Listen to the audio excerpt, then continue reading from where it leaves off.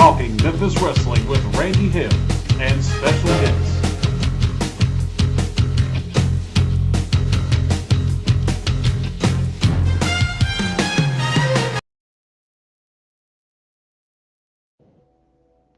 This is the last Talking Memphis Wrestling of the month of January 2025. Yellow again, everybody. Season 225. This is episode, give me a second, looking at my notes. It is episode number 4.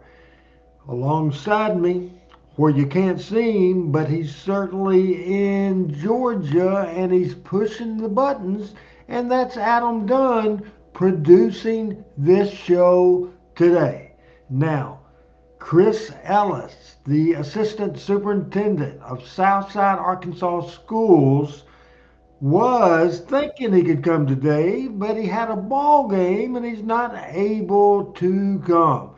Pat Trammell is in Birmingham, Alabama, this regular routine where he's keeping score at a high school basketball game, so he won't be with him. But am I alone? Well, first of all, I guess I should introduce the owner, the founder, the president of Power Pro Wrestling, longtime general manager, flunky announcer, all kinds of stuff, picture seller, concession stand worker of the USWA and the CWA. I want to say hi to Brooks Tullis. I want to say hello to the guy that saw me pop popcorn, that saw me do promos on Monday night, that saw me do commentary, that saw me on the other seat while he was driving the van to get us to Memphis, Tennessee.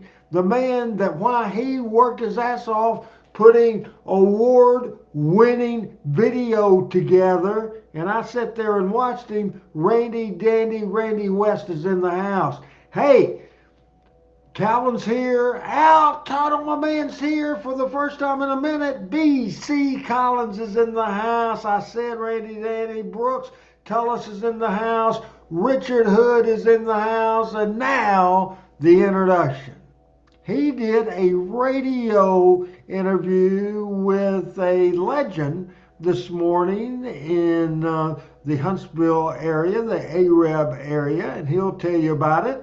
We did not really talk about what his first take is, but right now I'm requesting that's part of his first take, that interview he did today. Hint, hint. No, I'm not going to give you a hint. You might guess it. Hey, PJ, what's going on? It's Michael St. John and I doing it all together. It's me and it's Michael St. John, the Alabama Broadcasting Hall of Famer, the Memphis Wrestling 2024 class Hall of Famer.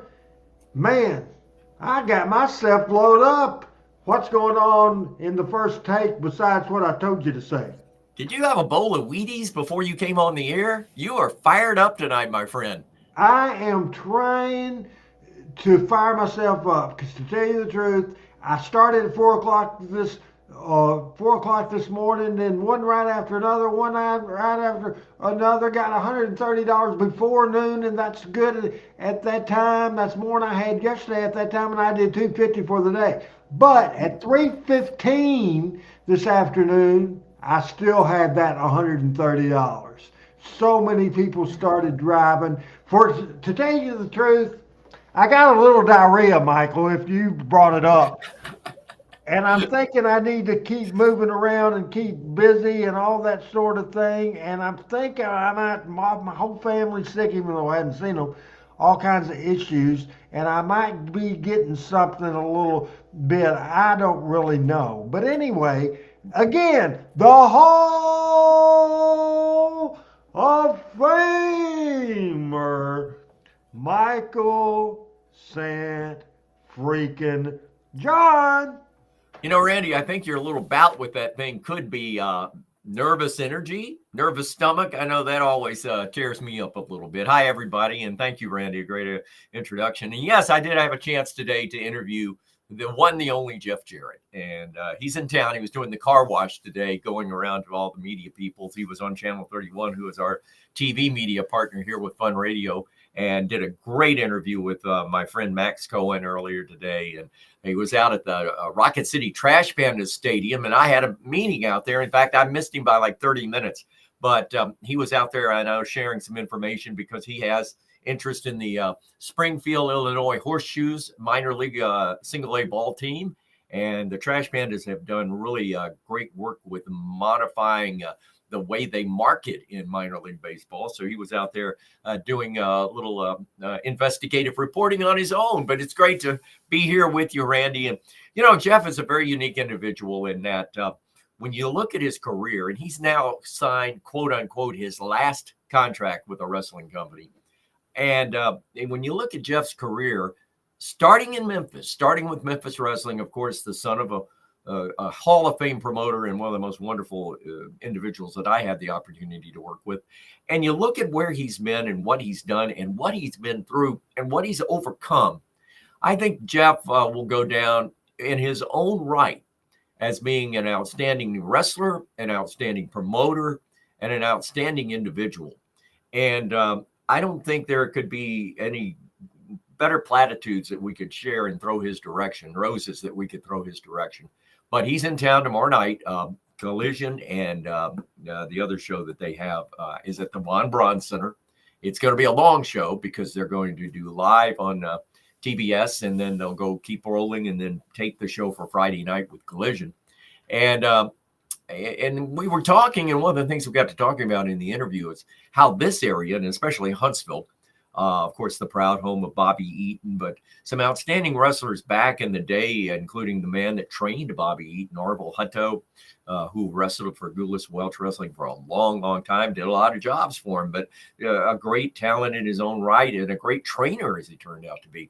But there's a lot of history here in the Tennessee Valley about wrestling. It was sort of a hotbed here in Alabama early on. And of course, Birmingham then got hot, and Mobile got hot, and Montgomery and Tuscaloosa were sort of mediocre kind of towns. But, you know, there's a lot of great history in wrestling here. And this is the biggest event that they've had ticket sales in advance at the Von Braun Center since I've been back in the market in 1997. Although the debut of TNA Wrestling in 2001 sold more tickets, this is a big event. So I think it's sort of a platitude, if you would, to where TNA has developed and where now AEW has come. And I think AEW has got a little bit of a roll on them now, and it's going to be interesting. I've been invited to go backstage with Conrad tomorrow night and talk and watch some of the action and some of the behind the scenes things. So I'm actually looking forward to seeing how far this particular wrestling organization has come over the last couple of years that I've been able to talk with Jeff.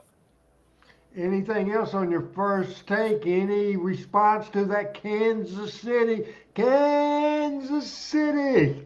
They got the victory, third chance. They're going to have a chance to make history. Nobody's ever won 3 Super Bowls in a row. What's your thought on the NFL?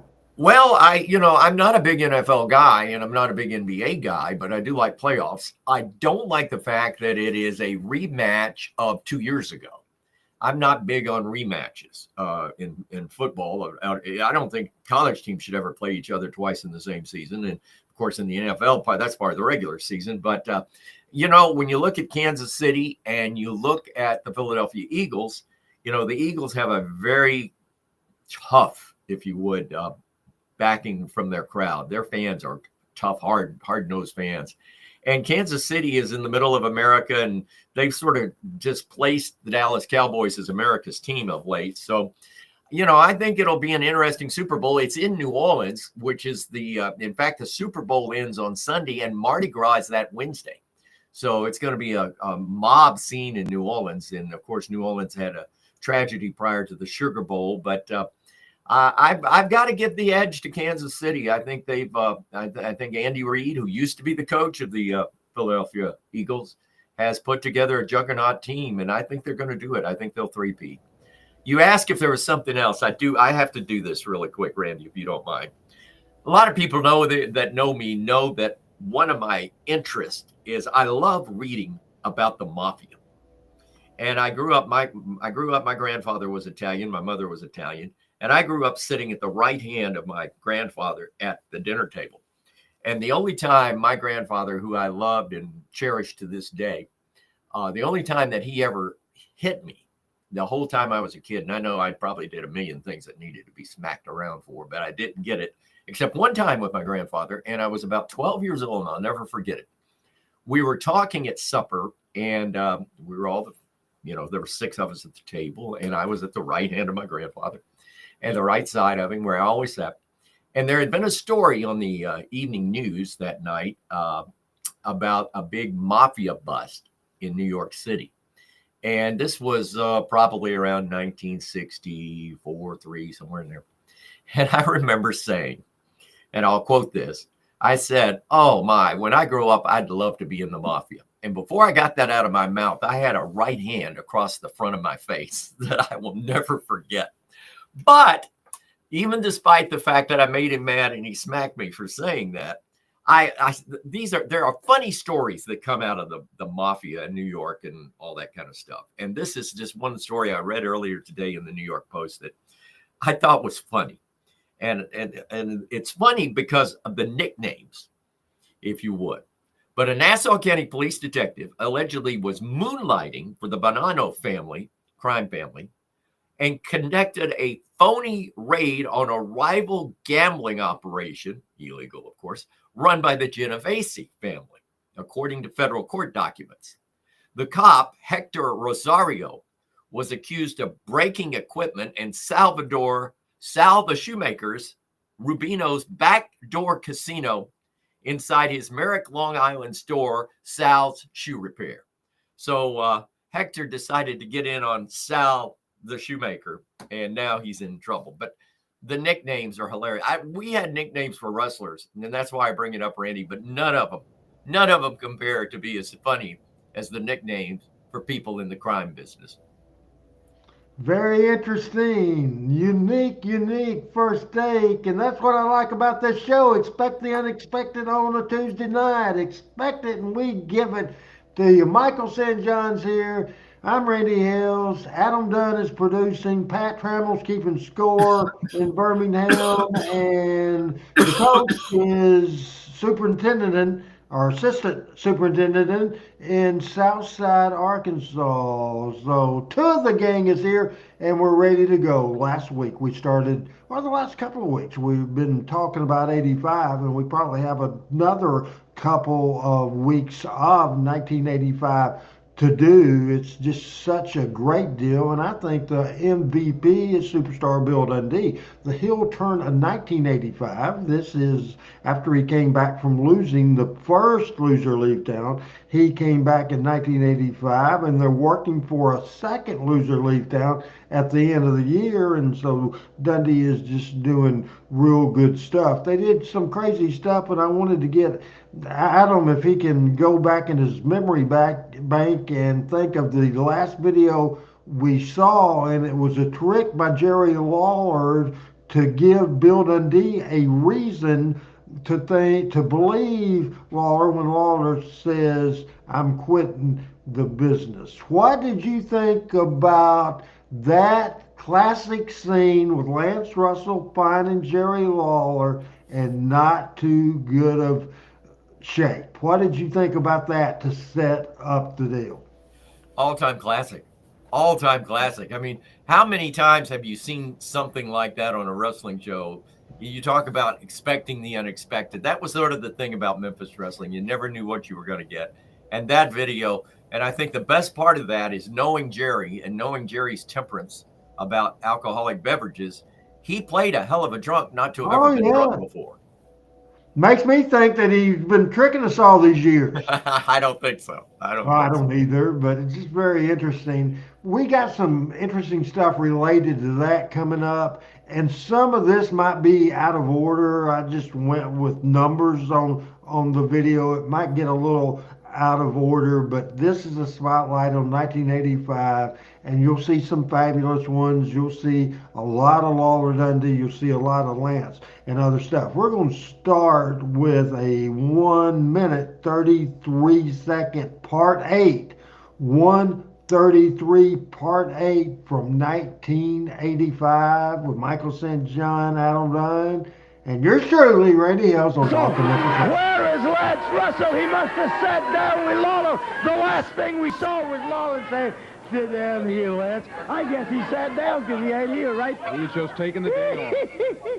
That is a great... Hey, I want all you Memphisites out there, all you people all over the place, get on your telephone and call somebody, because I'm going to buy that tape, and I'm going to make you or somebody play it again. I'm going to buy the time, and I'm going to buy the tape, and I'm going to sit and laugh at you, Lawler. That is the greatest thing I have. To quote Jimmy Hart, this is the greatest day in my life. Jerry Lawler finally couldn't do it, Daddy. He said he used to win all the big ones. Well, I'm standing here, Jack, looking like $1 million, and you're out in some gutter somewhere, you and Lance Russell. Just like I said, folks, I'm going to buy the tape and play it again. Now, there's 2 other punks that's going to end up in the gutter, because their mentor, he ended up in the gutter. He put them all together. He says, little top hat, little fancy jacket, you're now the fabulous one, Stan Lane and Steve Curtin. No, Jack, you're still Stan Lane and Steve Curtin. Because Jackie Fargo says you're great, that don't mean nothing. They won't put the belts on the line, Dave Brown. They won't wrestle me and a partner I get. They won't put them on the line because they're cowards. They've seen what's happened in championship matches. Drunker than 4 o'clock, that's great. Well, they're cowards, brother. And if they ever get enough guts to sign it, they're going to end up in the gutter, too. Jerry Lawler, drunk, that's great. Bill Dundee very happy with himself, I tell you. We're going to take a break. We'll be back in just a moment. 1985, the year that the WWF debuted WrestleMania. But to me, 1985 as a heel, Dundee, we've seen a lot of stuff. Man, is this not, can be considered the year of Bill Dundee as far as the stuff he's doing? Michael, what did you think of that? I agree. I think Bill was over in his element. He was over. I always liked Dundee as a heel. I love him as a person, and you know too, as you're the same way. We think the world of Bill. But as a heel, I thought Bill had that edge about him. And when he would do an interview, he had his heart and soul into it. And I think, as you saw in that response, and the great thing about Bill is when you were interviewing him, you followed his lead, no matter what you needed to get across. Bill always knew what you needed to get across, and you could follow his lead. So he was a great interview as well. Great stuff.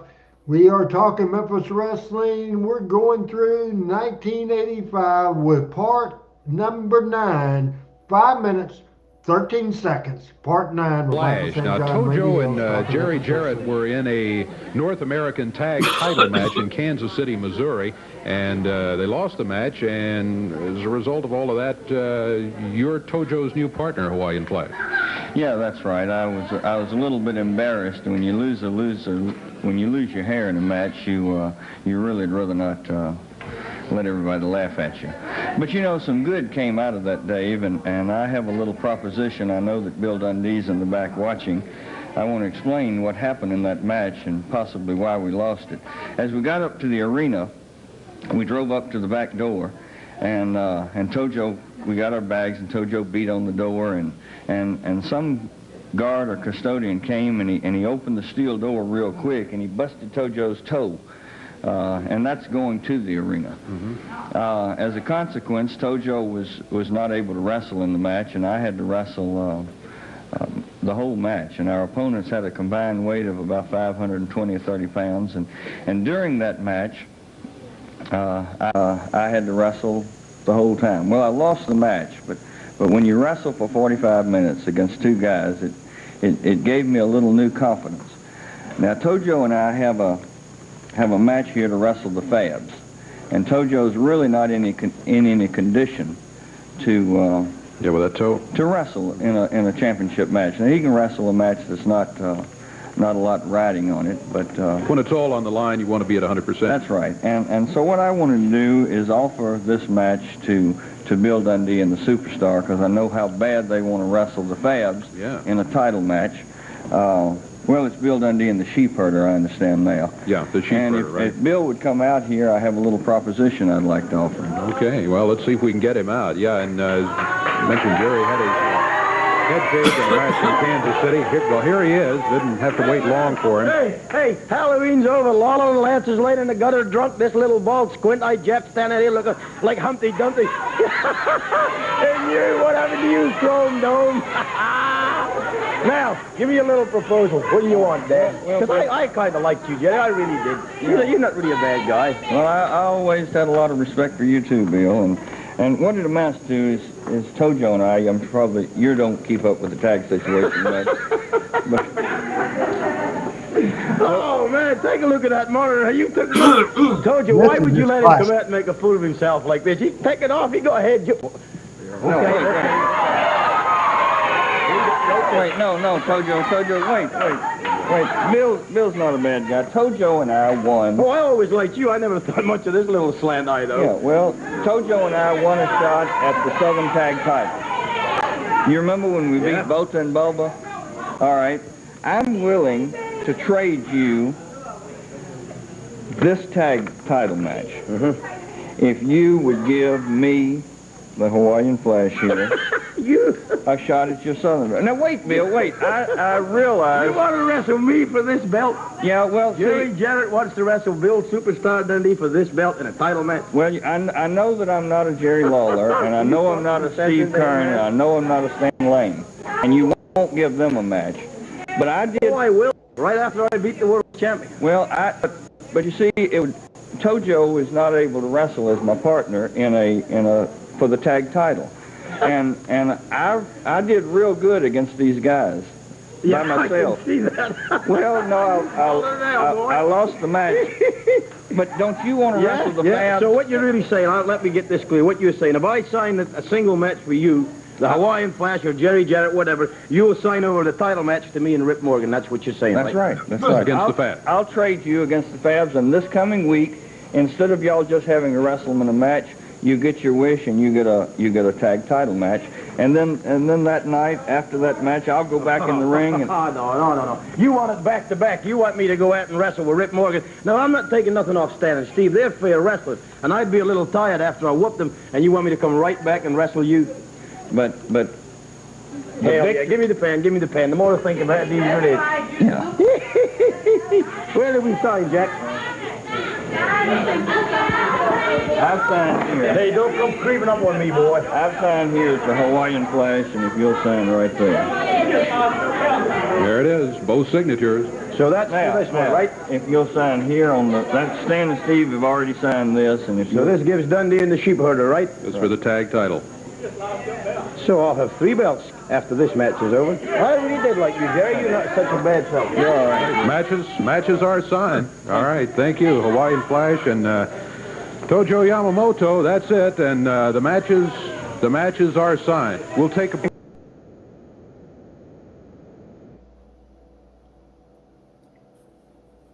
All right, talking Memphis Wrestling. 28th day of January, our last show of Talking Memphis Wrestling, the month of January. Had you ever seen that, and what were your thoughts on that? You know, I love the fact that everybody knows Jerry Jarrett was under the hood as the quote-unquote Hawaiian Flash, wearing the Hawaiian shirt, and, of course, working with Tojo, who worked so well together. I had actually seen that, believe it or not, Randy. I saw that when it happened, the week it happened on TV in Memphis, and it was, you knew it was there. There's a catch. There's a gotcha coming up. You just sort of felt that, but it was I thought it was cool, and it looked like Jerry was hoodwinking Dundee, and of course Dundee, ego gets in the way. Telling the story, personal issues sell tickets. Again, the genius of Memphis Championship Wrestling booking. And it started with Lawler certainly being playing a drunk on television, then the trick there. I'm a little confused, Adam, on what number we're at. If you know what we have next, just go ahead on Talking Memphis Wrestling, and let's see what's next. So by Jonathan Boyd and Rip Morgan. And here comes Tojo Yamamoto and the Hawaiian Flash, and joining us over here at the desk, Jerry, have a seat, is Jerry Jarrett. Jerry, you have an amazing similarity to the Hawaiian Flash, but you can't be because he's in the ring. You talk about being railroaded, buddy. No way, Jack. That's Jerry Lawler. You think I'm stupid? You talk about a sting operation. You talk about being shafted. The whole stinking promotion's behind it. And I ain't going for it, Jared. And you're the worst. I'll beat you in the Dundee. Jarrett and Dundee going at each other. Down here. The Hawaiian Flash. Tojo, the Invader, all of them over here behind the desk. There you go, Michael. Expect unexpected in Memphis Wrestling. Jerry Jarrett. Dundee and Jarrett. Oh, look out. The Flash. On Dundee. Jerry Lawler, the Hawaiian Flash now pulling. The Hawaiian Flash working on Bill Dundee. I love it how Dave has to get behind the prop to keep from getting into the middle of the action. Dundee's head slammed into the desk. That's Jerry Jarrett and Taurus Bulba. Dundee falls over the bell. Tojo kicking on the Invader down there on the floor. Dundee and the masked Hawaiian Flash just slugging it out over here. We got a free-for-all going. Never even got to do the introductions for the match, much less get it underway. We'll try to get it sorted out and see if we can get them back up there. Oh, the Invaders. Remember, watch Meanwhile, Taurus Bulba. He was a heel, and no matter how he did it, even as a babyface, he was a baby-faced heel. Tojo could pull off anything. Superstar Bill Dundee, Jerry Jarrett, and here comes the Hawaiian Flash in there. Over the back goes Dundee. Hawaiian Flash using the right hand.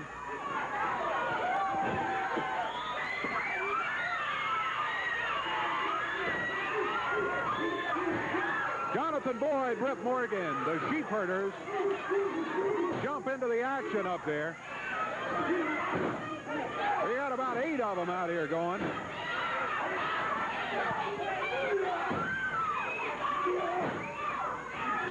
Referee Jerry Calhoun doing his best to restore whole bunch order, of great video coming up on Talking Memphis Hawaiian Wrestling. Flash being double teamed by the Sheepherders over in the corner. Now Jonathan Boyd goes after Jerry Jarrett. Bill Dundee wades back into the action against the Hawaiian Flash under the mask. Pick up Stan Steve, the fabulous one.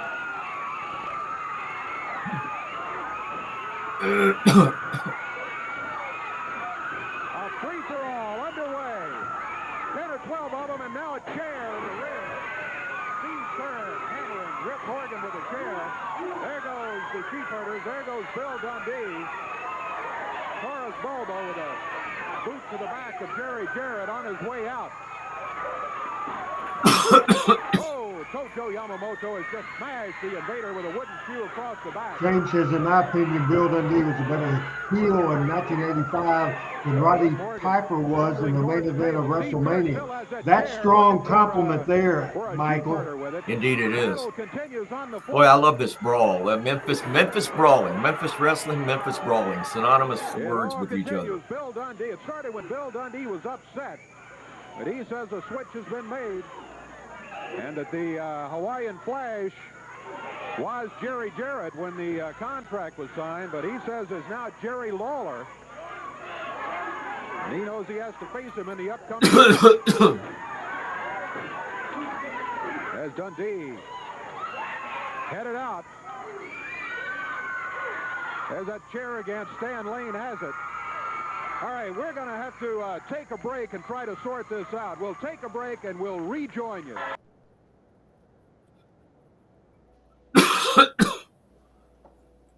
I don't know how things are in Huntsville, Alabama, but the things, especially with my family, not only here, but in Cabot, Arkansas, the flu and the COVID and the pneumonia and all kinds of sickness going on. I noticed in that segment you're coughing pretty bad, Michael. Let's get a health update.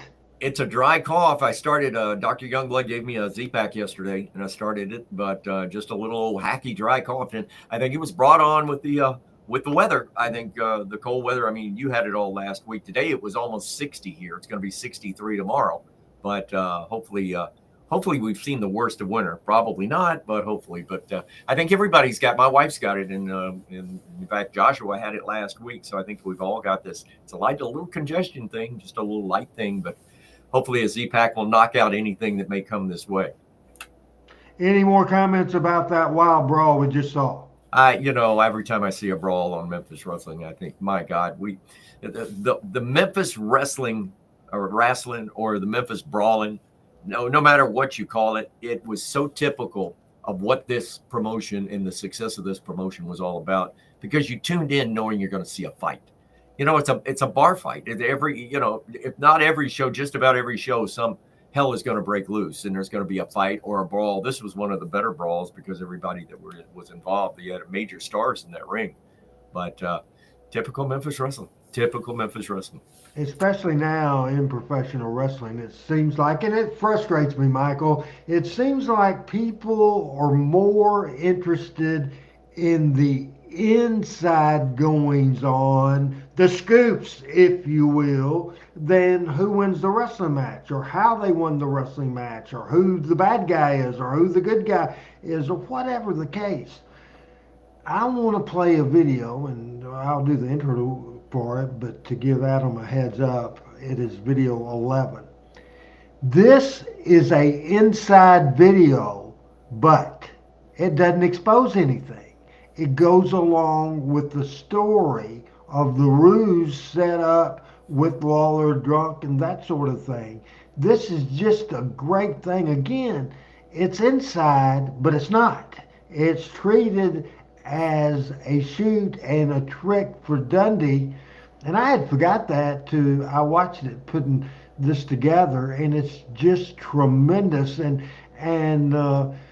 we talk about the great announcer that Lance Russell is. He also, and great announcers are like this, he's a conversationalist. Mm-hmm. The conversation he's having there, I'm not saying it's not smooth, because it is smooth, but not in the traditional broadcasting smooth. It's natural. Right. You got to realize that that's the one thing that was the magic about Lance. Lance was everybody's friend. Lance was everybody's uncle, everybody's grandfather, everybody's dad. I mean, that's the magic. I mean, even when you talk to his family, that was his magic as a father, as well as an announcer. So Lance was not putting on to be an announcer. He was just being Lance. And Lance was, you were in conversation with Lance many, many times, as was I. Lance was, what you saw on TV was what you saw in real life. I mean, that was Lance. And there are very, very few people in the broadcast business that has ever achieved that, Randy. Absolutely. Hey, Crazy Gail, what's going on, Crazy? Also, Frank Steven, I don't really understand what you're saying.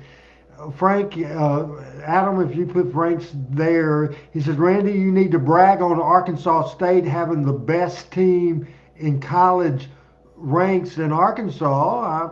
I'm assuming he's saying that the Arkansas State University has a better record at this point than the Razorbacks, and that Coach Cal, first year here in Arkansas, doing pretty good. Also, the Jonesboro High School, and I did not know this, and it didn't happen last year, but they've dominated for years and years and years. The number one team in the state of Arkansas. As my old high school, I got to do the war cry. I don't know if I've ever done the hurricane. We were the Hurricanes. You ready for it? You ready for it? Open the roof. Let it rain. Give them hell. Hurricanes. Good job, Randy. You should have been a cheerleader. If you weren't, you should have been.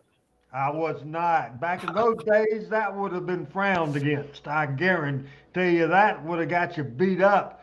Uh-oh. The only reason I didn't get beat, I wasn't an athlete, but they knew I was a wrestling dude with a lot of tough They didn't screw with me. I wasn't bullied. I guarantee you it was the You had backup. Oh, yeah, and would have used it if I would have had to, oh, for sure. Now, the natural conversation. Part 11 of this thing, as Lawler, let's Guess just we watch need to do it. some Part 11. clarifying. First of all, I think everybody. I hope so. Yeah, I think everybody realizes that ordinarily I tape the Jerry Lawler Show on Saturday morning before wrestling. Actually, today is Thursday morning. That's right. Well, actually, today is Sunday, but we're taping this on Thursday morning, and I'm afraid we're going to get the people completely confused. But what they're going to see here today is sometimes you've seen shows like Lance, like the making of the Raiders of the Lost Ark or something like that. behind the scenes type things and the Oh, things that man. happen while they're Hope making the everybody movie. enjoys Right. this. Well, what I we're going to try to do enjoy it. today is show you the making of what would you call it? Kind of a sting operation, Lance? Yeah, I feel like right now I'm sitting on the edge of Watergate. Is what I feel. I want to thank you, first of all, for helping me out with this and the camera crews and everything.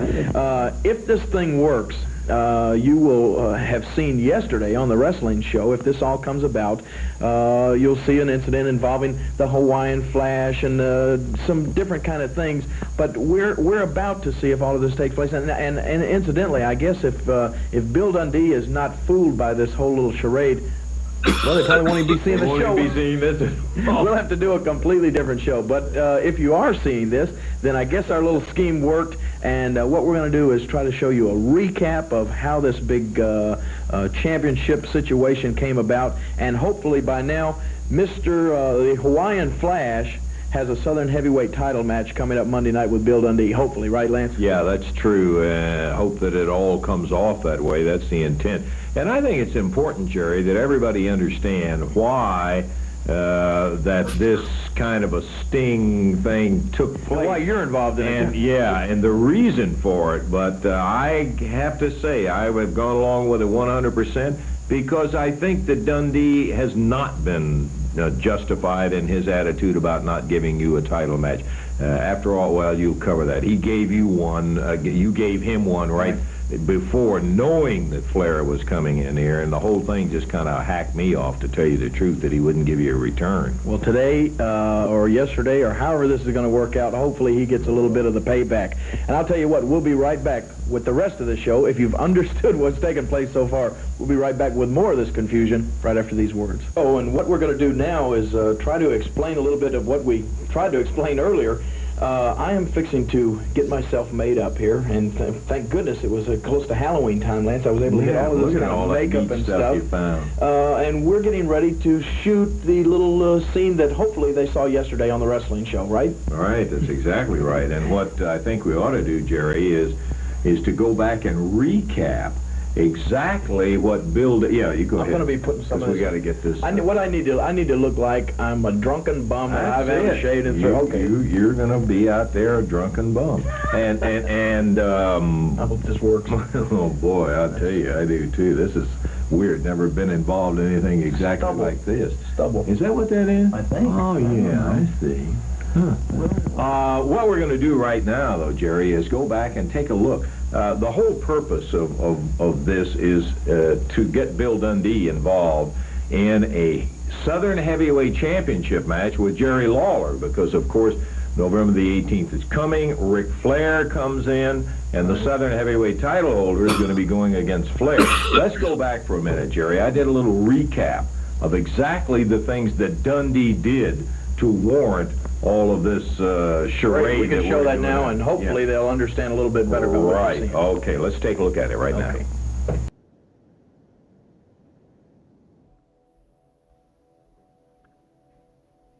All right, before we discuss this, let's go ahead, Adam, and do the continuation of this. Then we'll talk about both parts. Part 12 next on Talking Memphis Wrestling. Look, do I look like a drunken bum now or what, Lance? How's the transformation? I think at least the people understand why Dundee deserves what we're fixing to lay on him right now, Jerry. Well, I just hope this works. I'll tell you what we're going to have to do. I think we're going to have to take a break. We'll come back with more of the show and more explanation, and I should just be laying there, you think? Yeah, that's the idea, you know. I mean, the whole thing. Like I staggered home and Never Didn't made even make it. it in the house, fell out. That's right. You ought to put some more of these beer cans down there. Open them, Yeah. pour it out, or what? Yeah, just open them and kind of. Jesus. Yeah. Ugh. It'll smell like Boy, I'm telling you, if we had smell-o-vision, what's that going to do to my grass? It'd probably make it grow twice as fast. Okay. Dundee will absolutely certain if he could smell We it. just lay that like I didn't finish all of that. Or Yeah. something. Hey, where's the bottle? Here you got it is. the I got bottle? the bottle in Okay. there. Then you need to get, pour some of that pour some of that out of there. Shoo. Okay. Michael, do you think And Waller then went to the liquor store to buy that stuff, or do you think Lance did? Ken, we're just gonna. I could understand only part of that question. And I'm Repeat going to that, be please, like Randy. I'm going to Who do you think bought the booze, Lance or Lawler? Because they wondered where in a Sam Hill you've I been. think Jerry probably had somebody buy You it don't for miss him. bookings and you have all of a sudden, and then I stumble and you're Adam out here says laid the out. cameraman did. Boy, you got a That great would've day been for you to be laid out. Ken Parnell. Yeah. At least been nice or something. Makes sense. Well, let's try it, and then I guess on the people on the show here, we'll let them watch the finished product here in a minute, huh? Good idea. Let's do that. Okay. Earlier this week, something very strange was going on. Jerry Lawler missed a couple of his bookings. Now, those who know Jerry Lawler know that Jerry Lawler does not miss bookings, but he missed a couple of them, and Lance went out to his house to kind of see what had happened, but when Lance got there, he certainly didn't find what he expected. Take a look at this.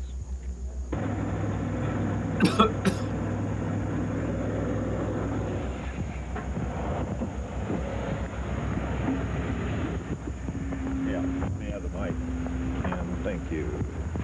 Okay, let's get on up here and see if we can find out where this son of a gun is. You know, I can't figure it out. I have called him and hadn't been able to get any kind of answer at all from him. Although it's not like him to be out of touch that much. I know he's hard to get a hold of and he's on the road. But the son of a gun has missed his bookings. I have never, in all the time I've known Jerry, have ever known him to miss any bookings. So let's get on up here and see. He's all decorated up for Halloween with the pumpkins out and all. Boy, what a day. Well, let me get, what in the Sam Hill is We this? don't have that video, Russell, but Beer cans? yes. It eventually leads up to that, and we'll watch Blair What the hell are you and doing, Coco Jerry? in a little bit. Jerry, We'll what in talk the about Sam Hill are you doing out here? Come on, get up. Get up from here. You are going to catch your death of cold out of here. I'm warm out here. I'm warm with this. Hey, come on. Hey, Sam, you better turn the camera. Hey, turn the camera off. We don't want this in there. You got a camera. Yeah. I'll leave the camera on. Jerry, come on. What? Get up from here now. What in the Sam Hill are you doing out here with all this drinking and carrying on? Sit down, Jerry. No, this is not breaking kayfabe at all. I've never seen you in a situation like this. Do you agree with that, Michael? This is not breaking kayfabe at all. This is breaking the scheme, the plot against Dundee. This does nothing to break kayfabe, right? I totally agree with that. I don't Come think on, this Jerry, book you've been... is And now? They want me to come out and find out what in the Sam Hill. Come on. I'll tell you what in the Sam Hill, who is he? Come on, Jerry. Good night. You want to know why I'm here, Lance? Where am I? That's the best line of them all. All right. I want to tell you what. Who the hell is he? Quit. I'm not wrestling anymore. You're not gonna quit. I have already quit. You're just, come on now, let's get in the house. I don't feel so good. I bet you don't feel so good. That garbage. But no, it's not this. I'll tell you why I don't feel so good. Is that on? Is he taking a picture? Yeah, he's still shooting. I want to tell you why I quit. You don't want to know why? Yeah, why? Why, Jerry? You haven't. Go ahead. Tell me why. Because of Mr. Superstar Bill Dundee. Oh, you're not going to let that little guy get in your hair, are you? Like He won't. He won't give me. He wouldn't give me a title match. That's right. And Well, right, he I know gets that. to wrestle the world champion. That's true. And I don't. And I told everybody that if I didn't win the world title, then I retire. So if I can't wrestle for it, I can't win it. So I'm gonna retire. So I quit now.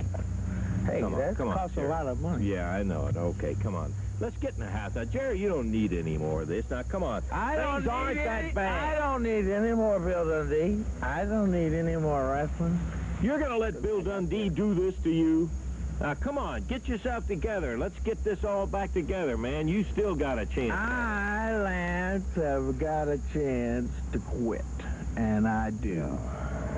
Sit down, Jerry. here. Hey, Sit down no, here. I'm not. You get up with me. No, you hey, sit down come on. with me. Hey, Ken, turn it off. We don't want any more of this. Please, just turn this stuff Sit off. down with me, Jerry, come on. Now, get up and go in the house with me. Now, get out of here. Will that work? Oh, you had me convinced. Are you sure you hadn't had a lot of practice? Never, no, Lance. Well, I'll tell you one thing. You know what? You know why he's going to fall for this, Lance? Because his ego right now is as big as the daggum Empire State Building. well. Now I'm trying to talk like this again. I'm telling you, the guy is riding so high. He thinks he is the greatest thing since sliced bread, and he'll love this. When he sees this, he'll love this. He knows that I have never think that he did this to you. Exactly, because every time we have ever had a confrontation in the past, he's come out on the short end of the stick. The hair, his wife's hair, the loser leaves town, all of those matches, he's come out on the short end of the stick. And you're right, to think now that he has caused me to become a drunken bum because he won't give me the title shot. To quit wrestling, I mean, he will, he won't even hesitate. He'll love it, Lance. After that, opening bout will be coming up in just a moment with the Sheepherders going against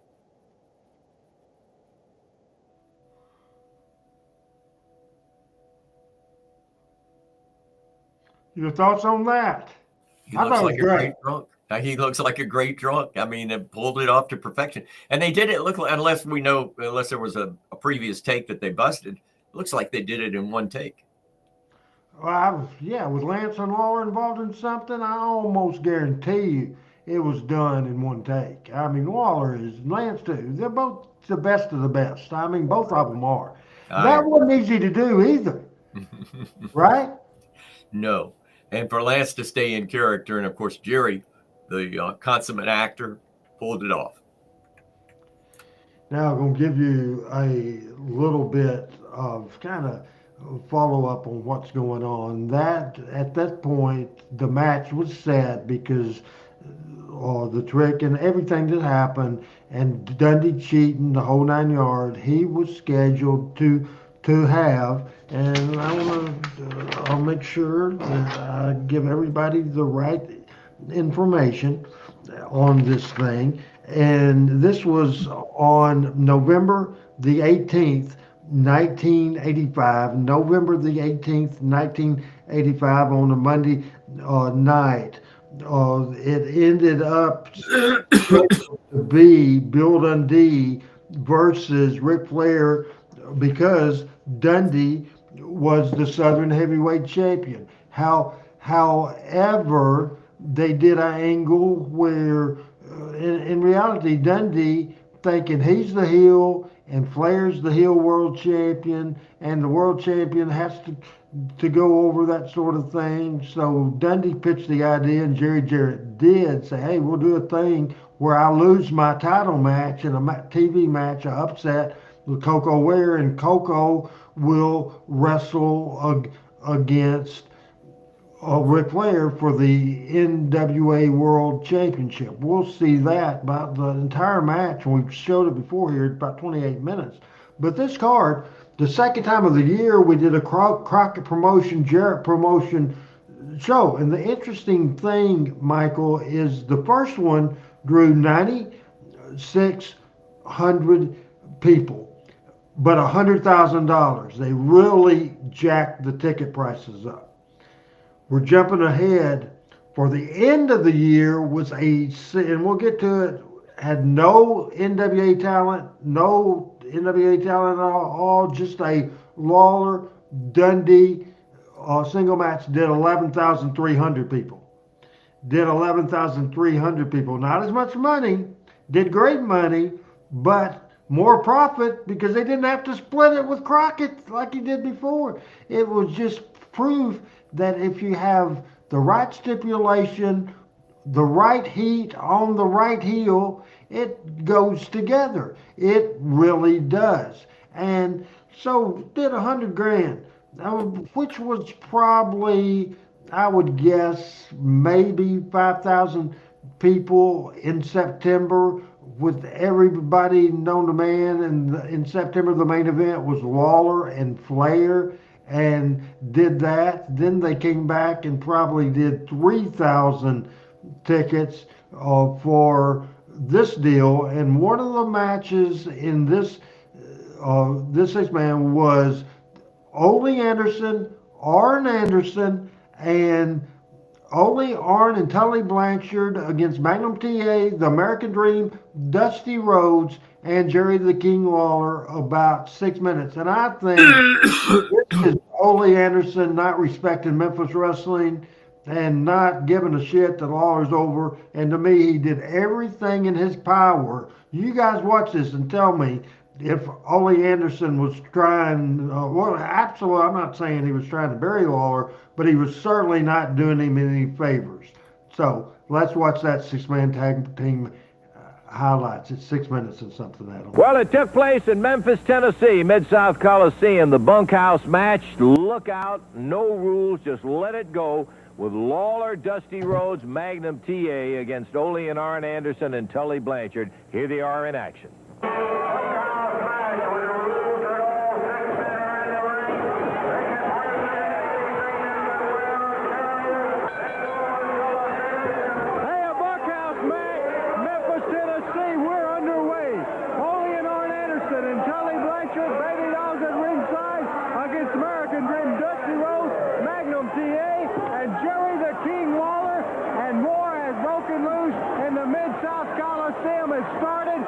Dusty Rhodes going after Arn Anderson, Magnum TA going after Tully Blanchard, and Jerry Lawler, and now it's Lawler and Tully. Only attacking referee Jerry Calhoun, and this. Who's the voice, Randy? Watch out! Do what now? Who's the commentary? Me and Lance Russell. For any announcements if he finished, they just started swinging.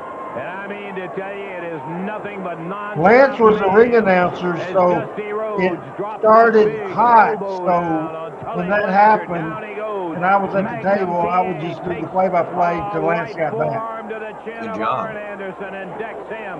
Ole Anderson and Jerry the King Lawler involved in a battle. Ole slams him in the eyes. Baby Doll, a perfect 10, over to help Tully back up and get ready for more action in the ring. A bunkhouse match extraordinary, with 6 entirely violent citizens in that ring, in Lawler, Rhodes, and Magnum TA against Blanchard and the 2 Andersons.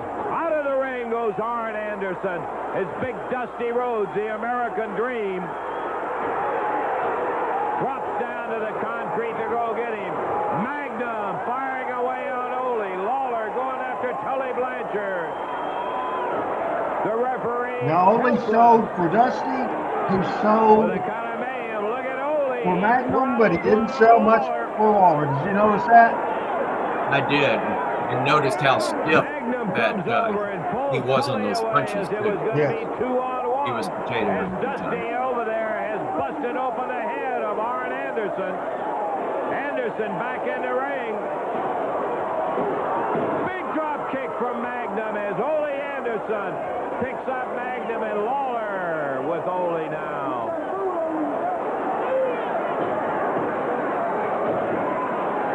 Arn Anderson bleeding. Magnum going after him, and Dusty decides to take off after Baby Doll.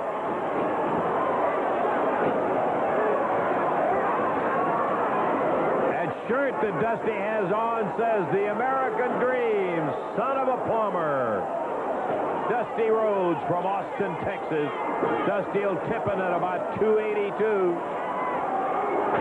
Tully has that weight belt off and slamming away on Dusty. Most of the time,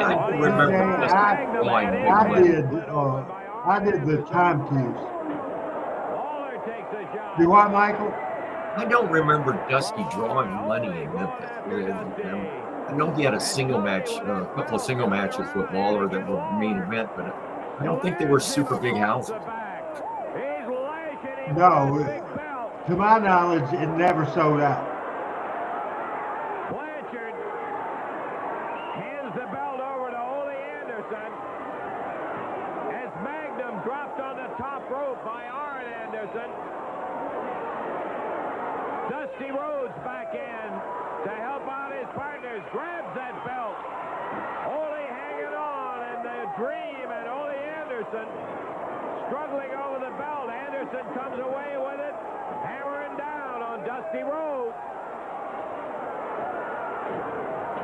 Lawler taking a shot with the right hand on Tully. Magnum pitched out of the ring by Arn. And Ole Anderson nails Lawler in the back with that big belt. Fires the After belt this over event, we Tully. never worked with Jim Crockett Promotions again. You can tell why, right, Michael?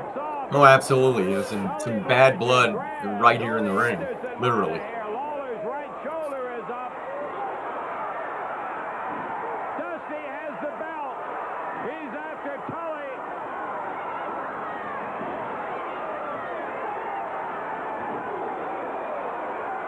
Lawler's got the belt now.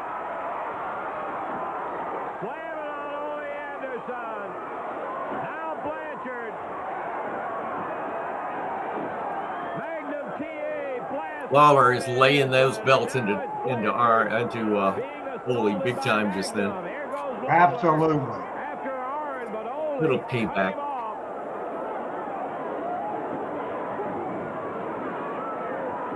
Arn with the belt, digging into the American Dream space. Lawler Shane, I wouldn't so much say Dirty Rhodes was more over than Dust, slams a right hand right in the throat of even though he was but he was never used a lot in the Dirty Rhodes gimmick as the main event guy. I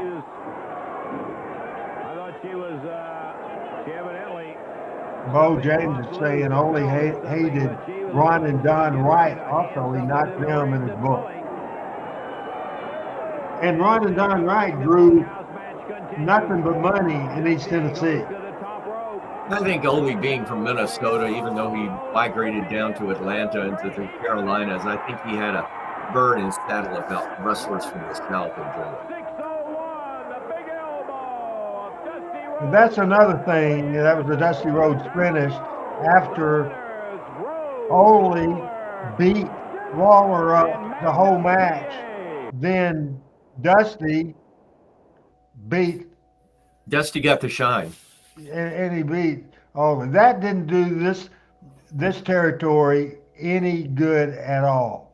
No, not at all. The shine was all on the Carolina boys. Now the opposite of this, and usually I say this every time I show a long video. We usually don't do this, and we usually don't do this. We like sound bites like we just did in that 5-minute video. But to show this is the match of Coco's life up to that point. And here's the story. Ric Flair thought he was coming to Memphis to wrestle Bill Dundee, the Southern Heavyweight Champion. So he was talking to the cab driver on the way to the matches, and obviously the cab driver had watched the wrestling show. So Flair said, I'm here to be Bill Dundee. He said, you're not wrestling Bill Dundee. The cab driver said, you're wrestling Coco Ware. Well, at that point, Ric Flair had never heard of Coco Ware, and he was mad. He was mad as hell. Finally, Cornette or somebody in that crew that, and I'm not positive who it is. It could have been Bobby Eaton. I mean, it could have been any number of people, but told Flair, said, hey, this kid's good. Said, this will be good. And it was a better match than Dundee would have had with Flair because they would have both been heels. Right. There is without a doubt a flat out 100% heel, Ric Flair, and 100% babyface Coco Ware. This match is for the NWA World Championship, November the 18th, 1985. Watching with Michael St. John and Adam Dunn and Team Hales on. I gotta tell you, when it was announced that Coco Ware would be going against Ric Flair, those of the uninitiated, I might say, didn't believe there was going to be much of a bout. The Mid-America champion Coco may be the most underrated wrestler in the United States. Yeah, He Frank, went in against Flair. the six-man tag team match and the Coco Flair match. The same night. The bell has sounded. Ric Flair, who is disturbed, upset. This card drew less than 4,000 people. Now Dusty put himself in the corner of Coco. Frank at ringside about the sixth row. I was the front row at the announcer's table there, Frank, my boy. The world heavyweight champion, Coco. The first black challenger in the Mid-South Coliseum against a world heavyweight champion and a chance to win that title right here tonight. One fall, 60-minute title match. Flair rolled up, but he kicks his feet and he's back out. He's on the referee. I don't know what about Frank the Seaton trunks. That was it. Was in the sixth row, and he says he sees himself. That's pretty cool, isn't it, Michael? Who really is set off Indeed in it a is. nasty mood because Dusty Rhodes is out here at ringside, and Flair doesn't like it a bit. Coco Ware. What a sensational opportunity for this young guy. I tell you, we've seen Coco on a lot of ups and downs, Randy. What a great moment this is. That's right, both of us, Lance. So our very first professional match, it makes you very proud to know that even though he's had those attitude problems, that he's in here for the World Heavyweight Championship. And win, lose, or draw, Coco can be very proud of the fact that he has received this shot, Lance. We were talking to Coco before the match, and as you might expect, this young fellow from Union City, Tennessee, going against such a distinguished character as the World Heavyweight Champ, Ric Flair, he is very nervous. He's going through basics, and that's the smart thing. I think Dusty advised him of that. Stick with the basics till you get yourself settled in there and ready to go into a rhythm. He's going with a side headlock. He mares Flair over. He's hanging on to the headlock. Boy, you know, and I know, the Birdman can flat go. One of the best drop kicks ever seen in professional wrestling. And Ric Flair, who thinks he's got a surefire pushover in this young fellow from Union City, may be in for an amazing shock of his life. Ware hanging with that side headlock on Flair. Dusty hollering up a little advice from time to time. Forearm shot to Ware. Shoulder puts Flair down on the deck. Over the top. Nice leapfrog by the champion. Reversal. And Flair fights it. Coco. Snapmare over and down. Count of one. And Flair gets that right shoulder up. Oh, boy. You know, it always blows my mind when I think how close. There was a split second. One more count. And Coco Ware is the world champion. It's so close. It makes me nervous just watching this. Oh, I'd love for him. You don't like to be prejudiced, but when you've known a guy for years, you'd love to see him get the chance and would love to see him win the world title. Oh, would this turn the wrestling world over? Back off the ropes, and the referee says, okay, fellas, let's keep it that way, nice and clean. Flair can get your dander up without a question, but what a class wrestler he is, man. He can get on that ring hard. The only thing I would point out, he is expecting to have a relatively easy time. Though he's smart enough as champion to know wherever you go, whenever you're against a man in the ring on any given night, it could happen. Nice set of moves from the champ, but it's reversed on it. Wasn't expecting the speed. Look at that scissors. He pitches Coco forward, and Coco Fires up at him, and now he's not having it.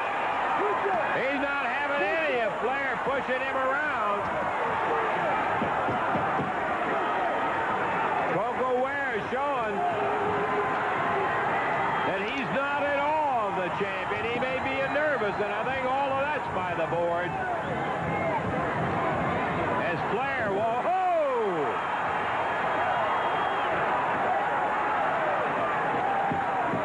Coco brings some credentials in as the Mid-America champion, and I think Flair just thought he was dealing with another local yokel, could push him around the way he wanted to. Dusty backing him up and saying, push him, Coco. Coco getting his tempo going now. Got the crowd behind him as the champion steps through the ropes again. Oh,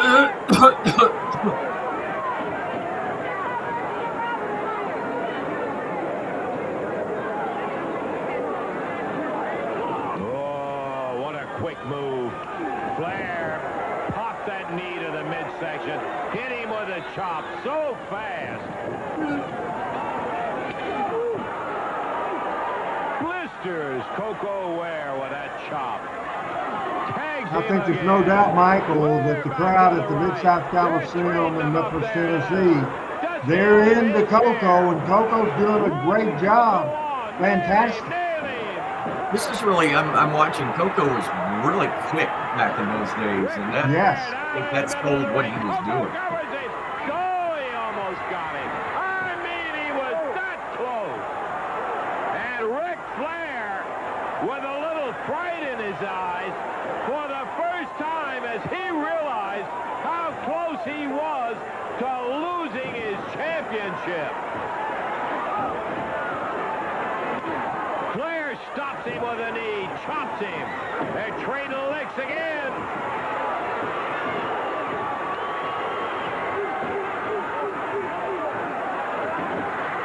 Flair now. I think one thing for 100% fact is Coco go for a pin attempt one. Leg on the rope there. I think that. Go ahead, Michael. No, I think this was a prelude of what you were going to see Coco later in his career. You know, I had a chance to work with Coco when he first broke in. I thought it was Sweet Brown Sugar back then. I believe was his name he was using, and he was working for Nick Lewis in Nashville, and you just knew. Had Coco had another 3 inches in height on him, I think he would have been a preeminent world champion without a doubt. Yes, I 100% agree, and this is just fantastic. And boy, Ric Flair didn't even know how to take that flying body press. Did you see him duck his head on it? Yeah. Dusty, in case you just joined us, serving as the one thing that's interesting is you have to give Flair credit selling his ass off for Coco. He sold 100 times better for Coco than Ole Anderson did for Jerry Lawler. Oh, it's not even in the same arena. Not even close.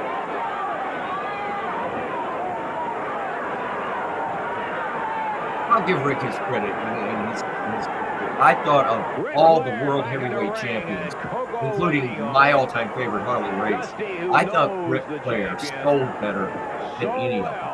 But the thing I always sort of, in a Ric Flair World Championship match, and I had a chance to call one of them back in the day, but I always thought that the thing about Rick is he did the same sort of moves in every match. Now, of course, he wasn't in ring territory working all the time when he was the NWA champion. He was moving around. So, and back then the media wasn't like it is today when you see every match on every screen or video or whatever. But you would see him do the top rope walk. You would see him do the stagger and the fall, when he was dazed and that kind of stuff. Whereas he was a great seller, but at the same time, he had a lot of the same gimmick. Coco Ware spins. Flair out on the floor. He We can't would do hold on to him. 100%. Yes, BC, this is November the 18th, 1985. Advantage for Coco or a disadvantage. With some wrestlers, you know, when they lose their temper, they get it going, but some make a mistake so quick. We'll see how Flair is when he's hot.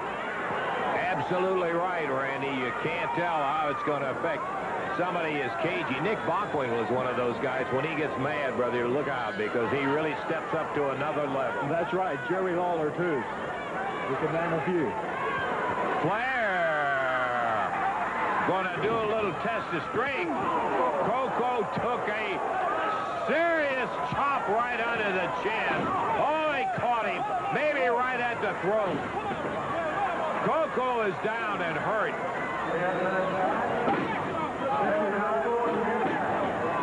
And Ric Flair puts a boot on him now, pushes the referee back.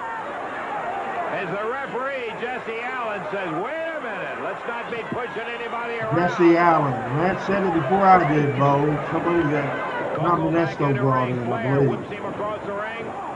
Elbow and face down goes Coco.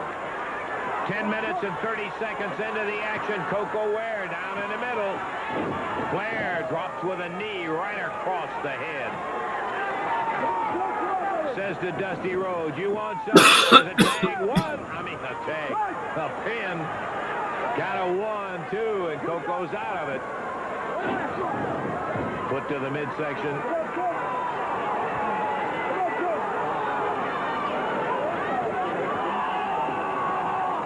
Takes that arm around behind into a hammer position on Coco Ware. Ric Flair now taking over. Boy, it was that one shot right at the throat that changed the tide. Really took it out of Coco.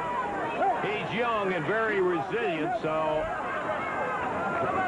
if he gets breathing room, he'll get that second win. As Flair, oh, he's got his foot on a rope. Dusty Rhodes going around to tell the referee, watch out.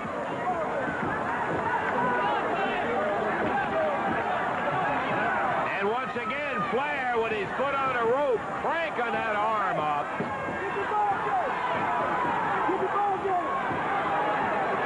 Just something simple like that. Like, when's the last time you've seen a heel in modern wrestling use the rope for leverage? You never see it. Never see it. And you certainly aren't going to see it in WWE. Because that's taboo.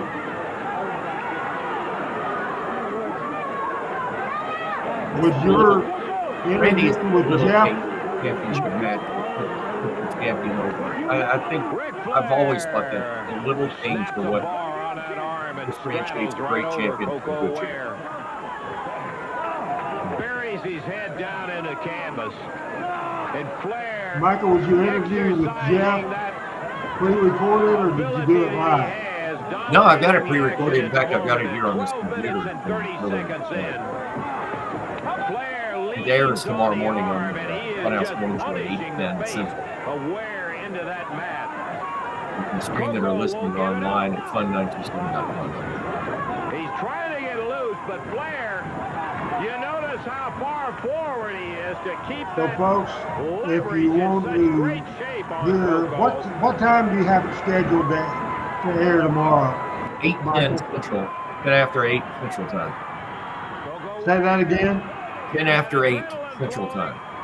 So search for, or you can go to fun927.com, Fun Radio Alabama, WAFN 92.7. Again, it's fun927.com at 8 Central.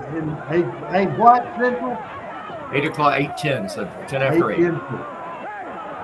And it's on the screen has a graphic on there. It will be on stream on fun927.com and funradioal.com. It will not be streamed at our Tennessee station, which is the Good job, Adam, rolling that graphic. The best. Yes. Slams with a right again. Big chop from Flair. I got to say, Coco Ware took the advantage of the opportunity in this match to really showcase what he was at this point in his career and where this career was going. Ware deposited among the I agree 100%. Did you have a chance to talk to Coco and Jackson in September? Indeed. In fact, I think we've got an interview. I think I have an interview somewhere in the archives from Coco. He was really just same old Coco. I mean, it was just one of those things where we just took off. We took over where we left off. It's the same old Coco. Coco, a little steam going from some of his punches, but he's still going at it. He's chopping away on Flair. And unlike a lot of the stars of the 80s in the WWF, I think Coco, I've been told that Coco was very smart about his future and was able to put back some good savings and has prospered for it since then. Richard, yeah, we talked a few minutes ago that Flair was upset that he was wrestling Coco instead of Dundee. But the boys told him, and I'm not exactly sure who told him, it might have been Bobby Eaton, hey, this guy's good.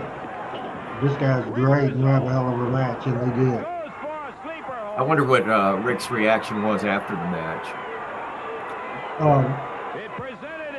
I don't remember, but I'm sure, how could he have not just been over the moon? You know, I always heard, you know, Ric Flair was born in Memphis right. and was put up for adoption. And I always heard that Rick did not like going back to Memphis, not because of the wrestling in Memphis, but because of his past and the memories that, you know, conjugated and brought back. And I know he was very, very young, you know, and infant when it all happened, but knowing his history, I've always heard that Rick does not like Memphis, Tennessee for personal reasons. But not in him. And down he goes, Coco. If he's got enough strength left. The champion on his back. Dusty saying, don't let up, don't let up. Foot on the rope. Oh, boy. BC Coco had been in Florida, running Florida, came back here, and it wasn't too long after this, was it, Michael, that he ended up in the WWF in '86, I think. That is correct. He was one of the first from Memphis to go. You know what's interesting, and I've always wondered this about wrestling, on that particular whole sequence, he has the sleeper on the guy's being checked for whether he's out or not, but at the same time his shoulders are down. Why not the count? 1, 2, 3 instead of the check for the choke. Right. One of the little nuances of wrestling back then.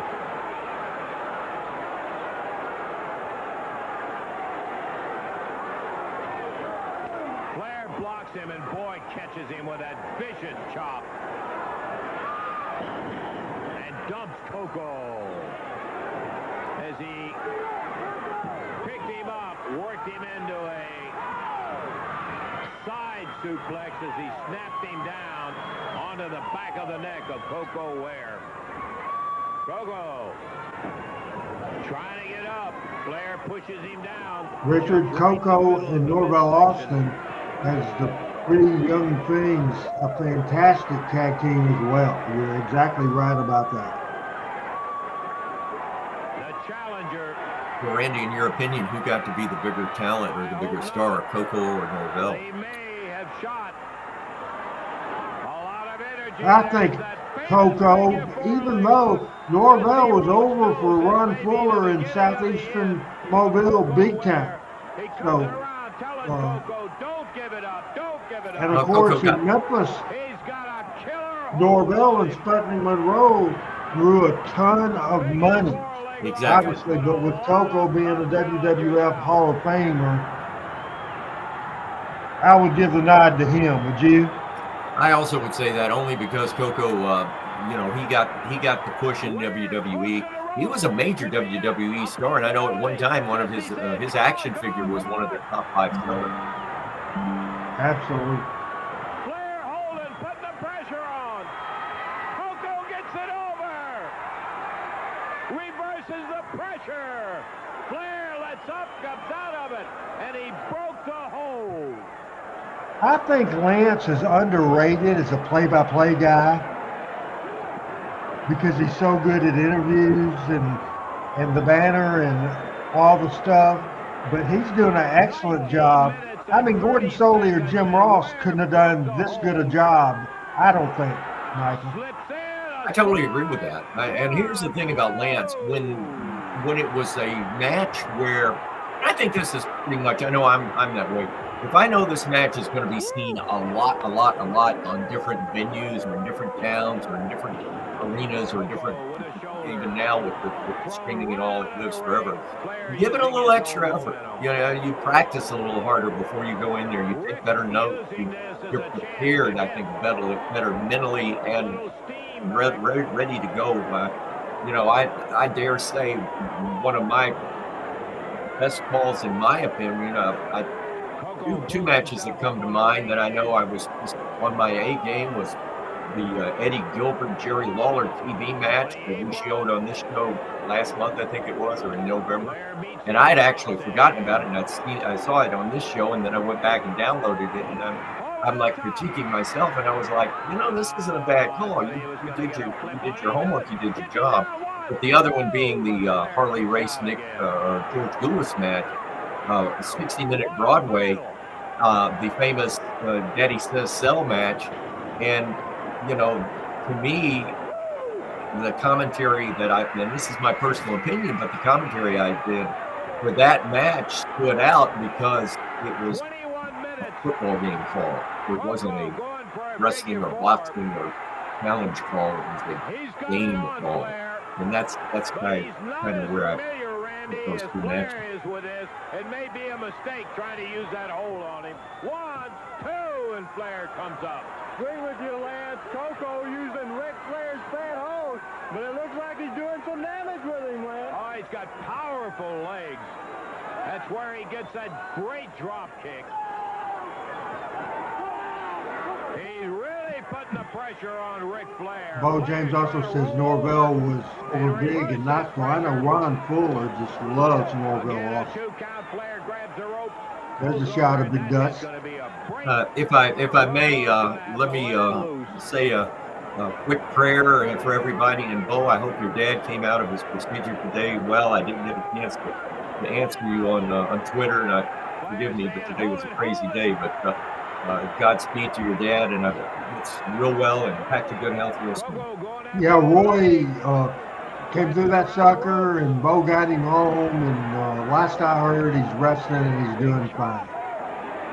Thank God. Thank you for mentioning that. Coco and Flair trading licks. Nature Boy staggered in the middle of the ring. There's that big drop kick. Whoa, what a drop kick. He could do that so well. Oh, great. Yes.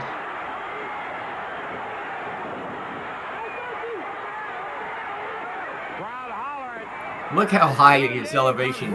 He went parallel to the ring. Powder in Dusty Rhodes' eyes. Starts jumping up into the ring. Flair, meanwhile, taking advantage. Buries one on Coco. 1, 2, 3. He got him. Oh, boy. 23 minutes and 14 seconds. Being distracted by Dundee. Ric Flair takes advantage of it. I can't blame him for that. Plants one on Coco, gets the win. I can't blame him for helping Dundee now. Dusty was blinded by Powder. Here comes Rhodes into the ring. He feels Flair out of the corner. Coco going after Dundee. But the title dreams are all over for this. That was a good finish. The winner is Yes. 23-14 and still the world champion, Ric Nature Boy Flair.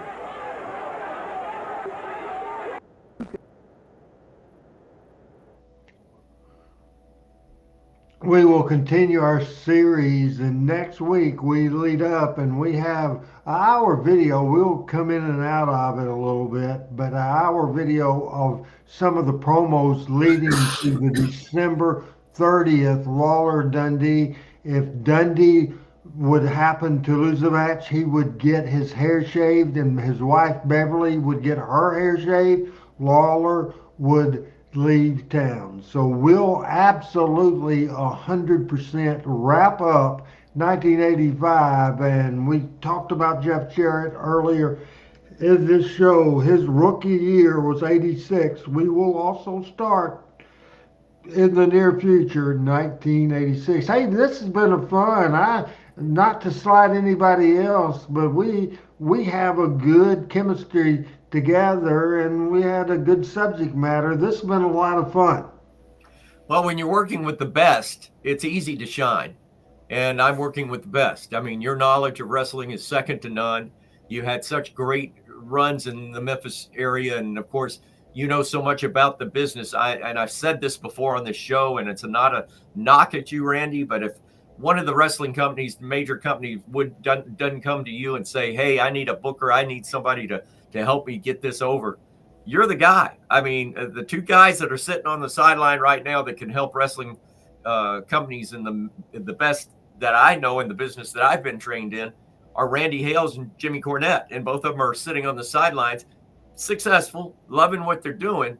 But I'll tell you, the wrestling companies are missing out on the knowledge. And it's so odd to talk about this because I know you and Jimmy had one of the greatest feuds between territories back in the day with Smoky Mountain and with Power Pro that people still talk about. But you guys are pros. You guys are on top of your game. I'm talking 25 years later. You guys are still on top of your game, so you've done something right. Hey, I wasn't planning to do this, but you brought up Jim Cornette. By the way, his mental state, he would end up with a heart attack. I don't know if I wouldn't either, with the way the wrestling bit has been. Jim Cornette would either kill somebody or have a heart attack, one or the other. There's no doubt about it. You mentioned Cornette, and we showed this before. This is a RH promo after Jim Cornette had hospitalized my ass, and I had been away from television for about a month. RH interview will be the last video we show this week, and this is garbage can, and Randy Hales has jumped in the ring to help Brandon and Wolfie with the big garbage can. He nails him. Throws the can out on top of Jim Cornette. And throws that tennis racket. He should throw that tennis racket in that garbage can. Yeah, he should have. Put Cornette in there and throw all of them out of here. Cornette.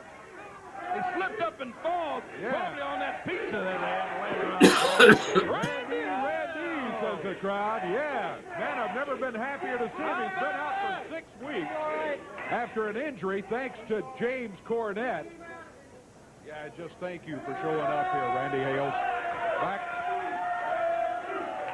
What a return, too, huh? First thing I want to do, I got to thank two people for holding the fort down the last 6 weeks with me gone. Corey Macklin, thank you, and I want to thank Brandon Baxter. But I think it's obvious to everybody that the owner, that the founder, and the president of Power Pro Wrestling is back, and I'm back in charge, people. Now, I understand there's hundreds of people in the studio today, and I appreciate every one of them. There's a lot of people sitting at home, hundreds of thousands watching TV5 all over the Mid-South watching this, and I appreciate every one of you. But I'm not worried about ratings for the first time in my life. I'm not worried about drawing a house in the New Daisy tonight. What I'm worried about, what I'm thinking about is Jim Cornette. I think most of these people out here are my friends. I think they know that Power Pro Wrestling, people, Power Pro Wrestling has been my dream. Power Pro Wrestling has been my passion. Power Pro Wrestling has been my life. And Jim Cornette tried to take it all away from me. But let me tell you something. If you think for 1 second that I'll let some low down, no good, scum of the earth, backstabbing, egg-sutting, rockin' son of a... take this company away from me, you don't know Randy Hales very good at all. You don't know him good at all. Now, let me say this, and I want to make this real clear. When you grow up and become a man, you realize there's something in life, some points in your life that you have to take drastic measures to protect something you love. You do it for Margaret. You would do it for the kids. I'd do it for my family. But I would also do it for my business. I would do it for Power Pro Wrestling. And about 6 weeks ago, after about 20 years of coming to this station at 8 o'clock on Saturday mornings, and then 1 o'clock getting in the car and leaving, you know what happened? You were here. I was carried out to a stretcher on an ambulance and out to Baptist East. We went to the hospital. That's exactly what happened to me. But Jim Cornette, if you think that was the last Randy Hales would ever be seen on Memphis television, you're stupider than you look, and that's for sure. Now, there's an old Jim Croce song, Dave, and I'll butcher the lines here, but I love this song and I think it's great. The song talks about there's things in life you don't do. It says that you don't tug on Superman's cape. You don't spit in the wind. You don't mess with the mast of the old Lone Ranger. And Jim Cornette, you're going to find out you don't try to screw me out of Power Pro Wrestling. That's for sure. All right. Now, when it comes down to this, the mystery opponent is no mystery. It's going to be me. I'm going to ask Brandon Baxter to keep Kevin Christian out of it. I'm going to ask Kelly Warren, Wolf Whoopie, and all my friends to make sure it's me and you, Jim Cornette. Randy's the... And this is not going to be Jack Briscoe and Terry Funk. This is not going to be a technical wrestling match. This is going to be a fight. Now, I grew up in Jonesboro, Arkansas, where there were street fights. You grew up in your mother's house practicing tennis lessons, Jimmy Cornette. It's a fight between me and you. Now, I want to say one more thing. It's no secret. On Wednesday night in my church, I'm a youth minister, and I teach the kids, and I try to teach them the right things. This past week, our lesson was on hate, and I'm not going to come out and say I hate you, Jim Cornette, but what I'm going to come out and tell you, Jim Cornette, is tonight at the new Daisy Theater, Randy Hales and Jim Cornette. There's no way, Jim Cornette, I'm laying down for you. You're in for a fight, and you're not equipped to handle it, and that's a fact. That's the word from the founder, the owner, and the president of Power Pro Wrestling. He's the mystery man.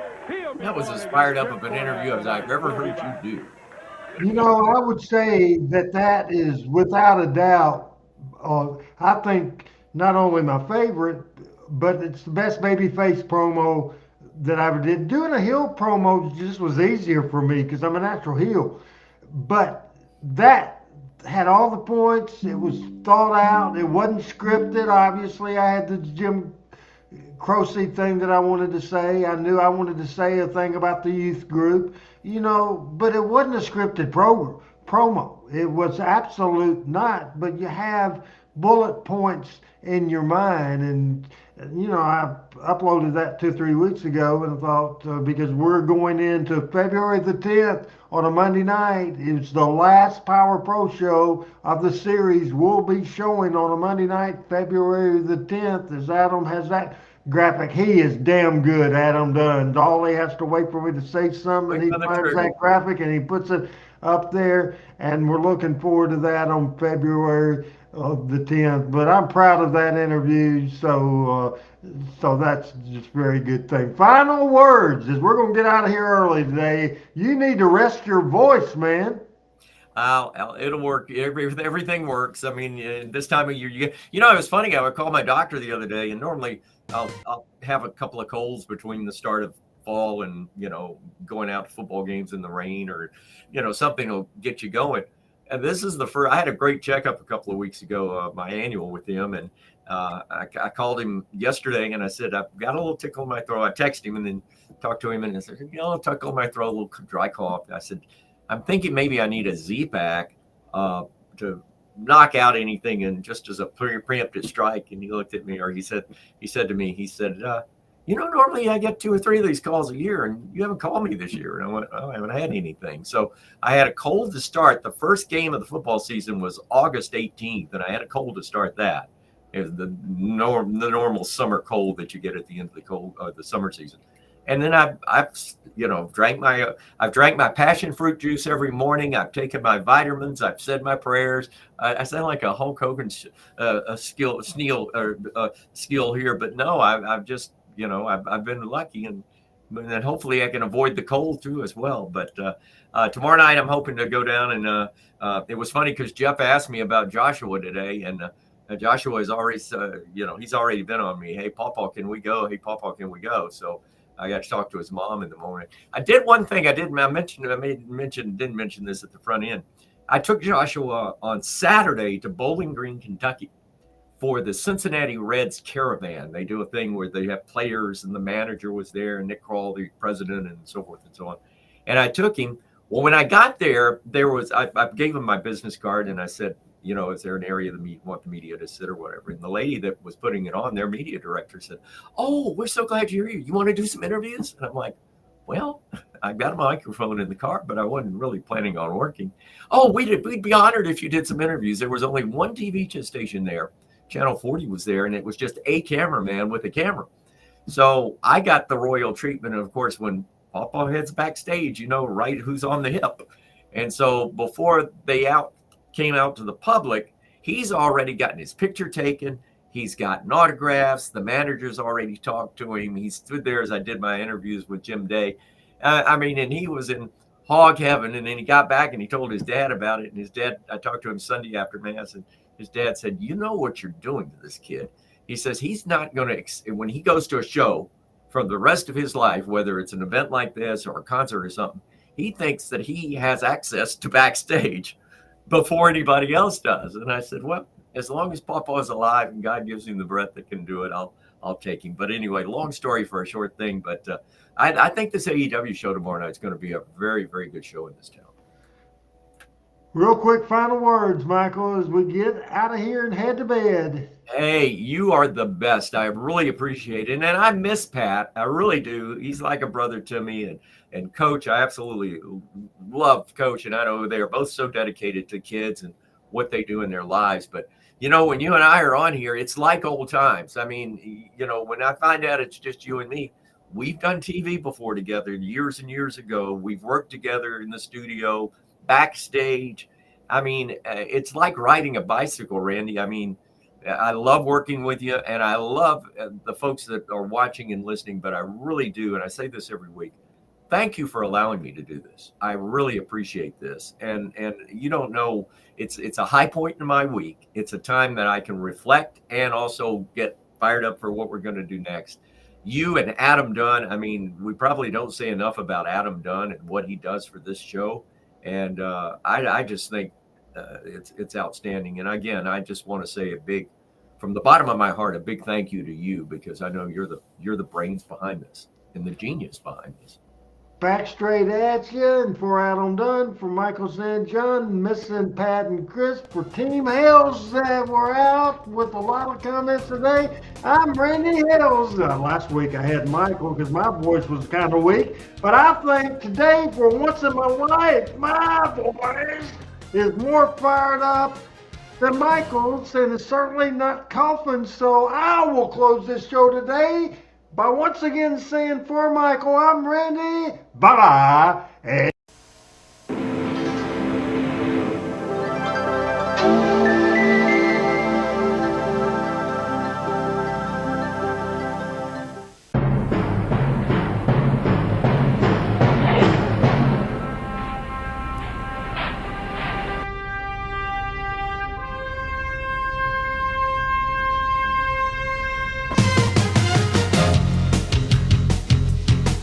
Talking Memphis Wrestling with Randy Hales and special guest